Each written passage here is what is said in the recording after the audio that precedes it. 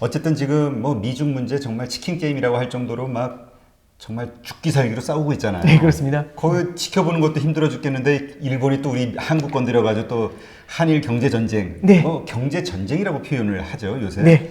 이런 상황들이 일어나다 보니까 네.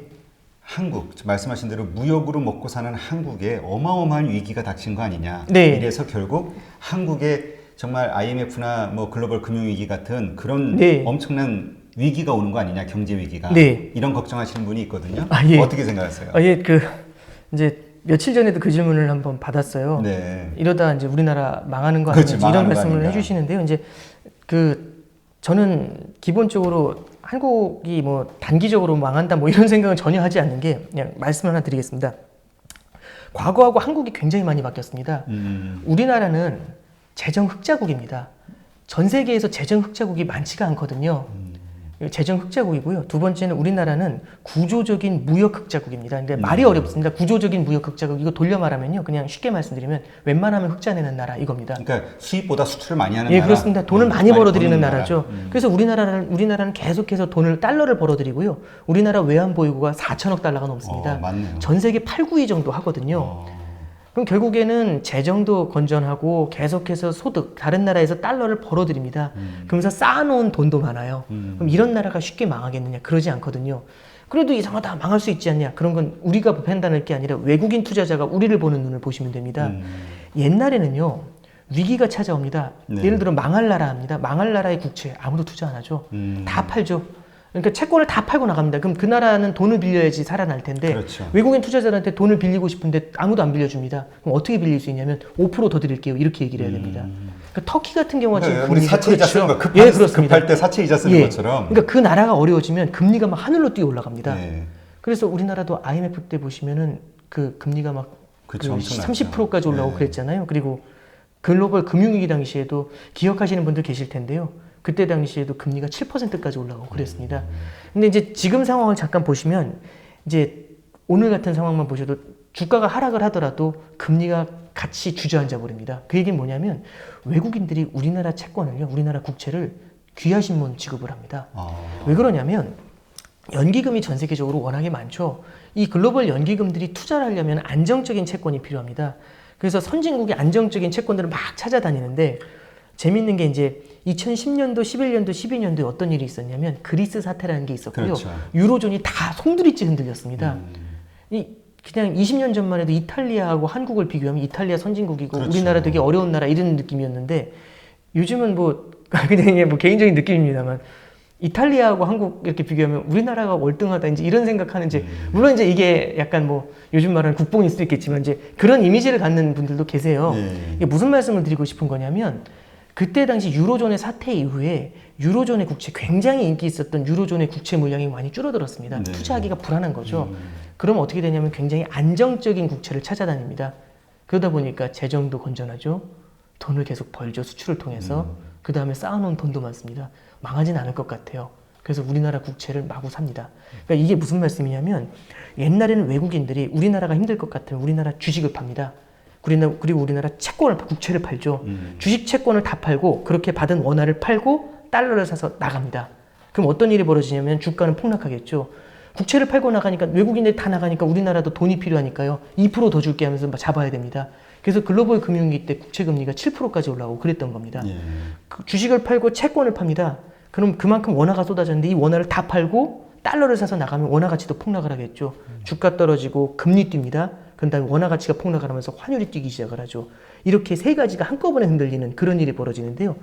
요즘은 어떤 일이 벌어지냐면 최근에 보시면은 이제 일본이랑 이제 무역 전쟁이랑 그 다음에 뭐 중국 위안화 문제 그 다음에 이런 것들이 한꺼번에 겹치니까 우리나라 주가가 크게 떨어졌습니다. 네, 많이 떨어졌죠. 근데 우리나라 국채를 외국인들이 사들이기 시작을 하죠.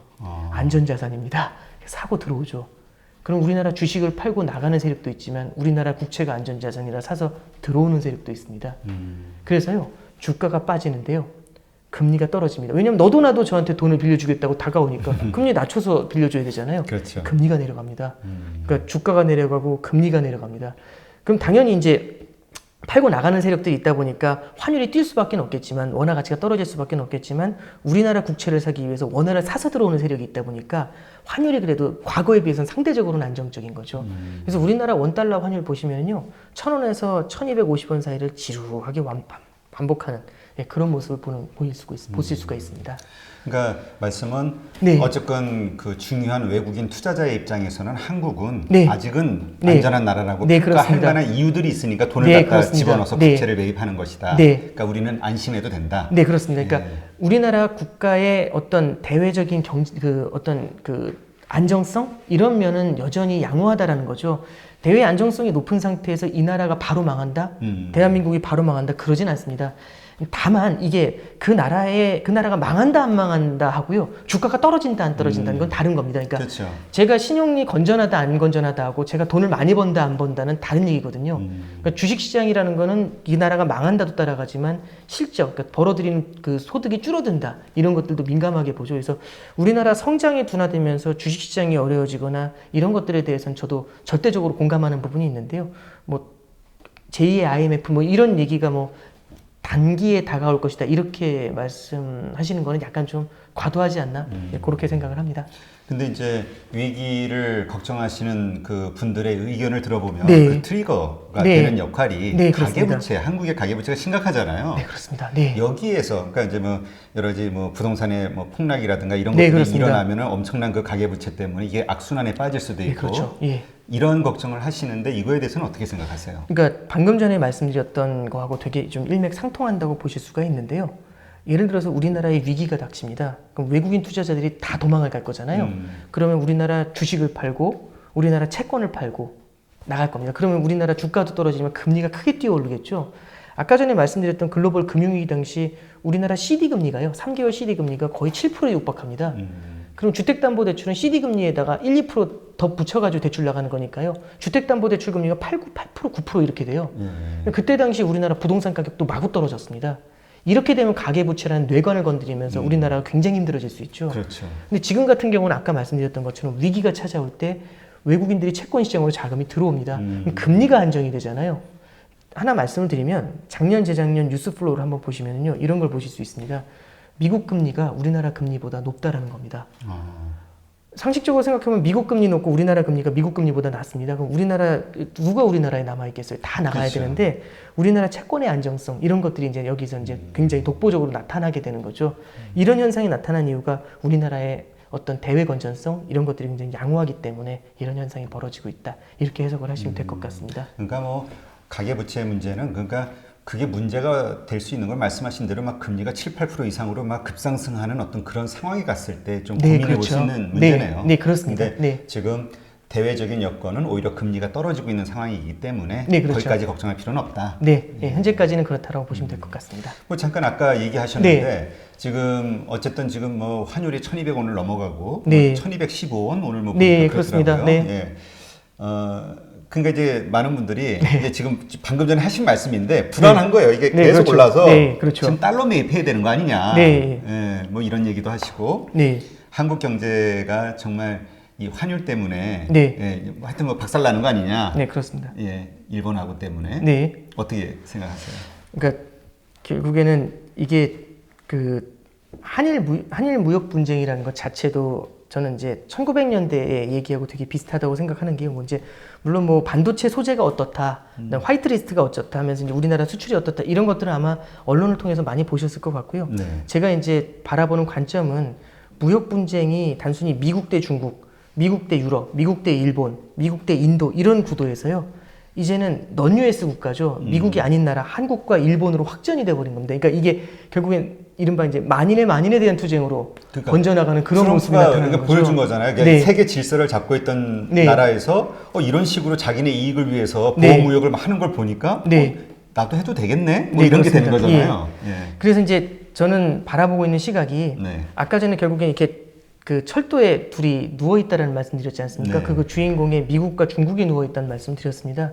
이번에는 한국과 일본이 누워 있다라고 보고요. 조금만 더 확대를 하면 전 세계 국가들이 다 같이 누워 있습니다. 이제 사실은 이 한일 문제는 시작일 수도 있겠죠. 네, 그렇습니다. 이제 네. 어느 날 한국하고 유럽이 될 수도 있고 네, 일본하고 그렇습니다. 유럽이 될 네, 수도 있고 얼마든지 그렇게 될 수 예. 있습니다. 그러니까 결국에는 그 문제는 결국에는 성장이 둔화된다는 거고 기차가 다가오는 거죠. 굉장히 큰 기차가 여러 개의 철로를 물고 한꺼번에 내려오는 거죠.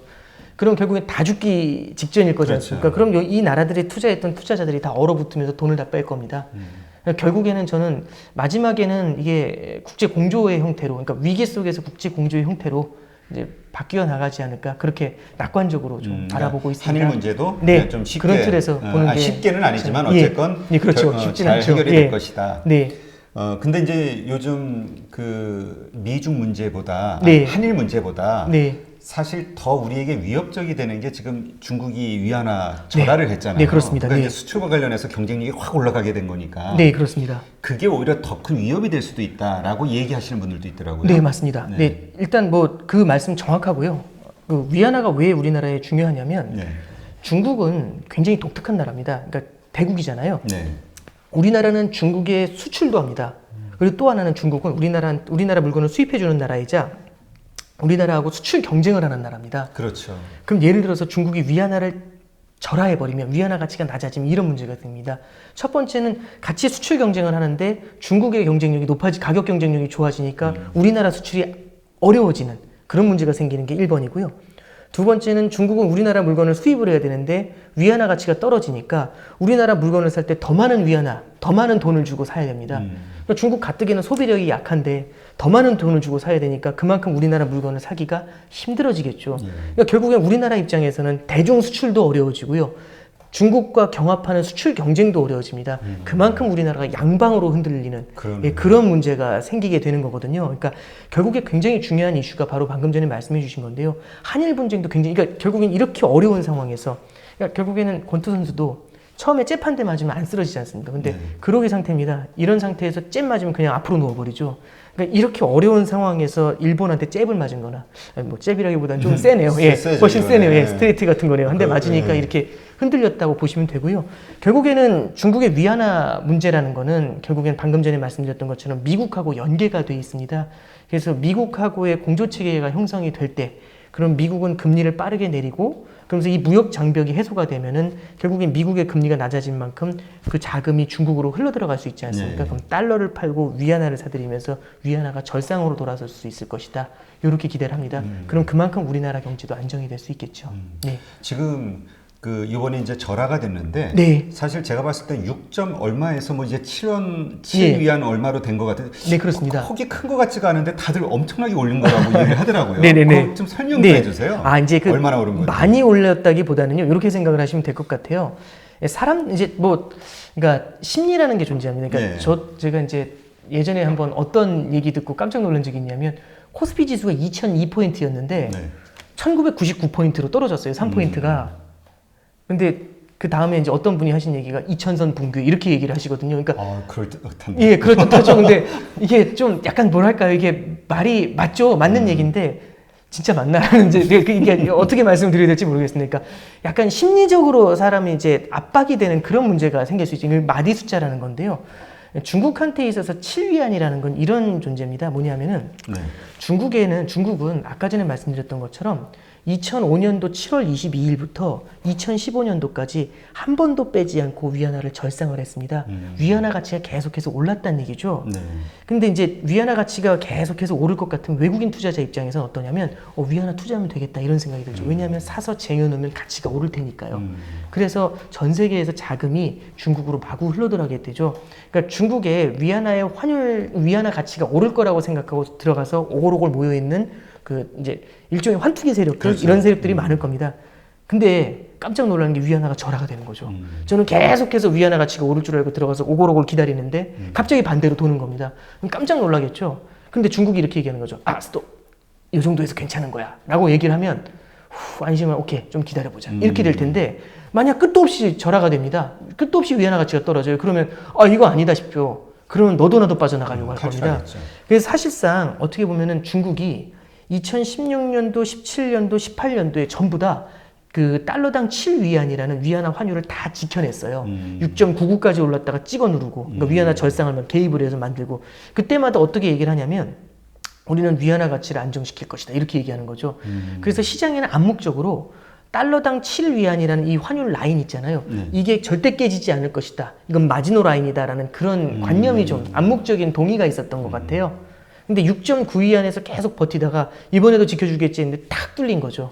그러니까 그러면 이제 위안화에 투자했던 사람들 입장에서는 뭐지? 이런 느낌을 받을 겁니다. 어떤 액션이 나올까 한 다음에 일단은 도망치게 되죠. 그래서 물밀듯이 자금이 빠져나가는데요.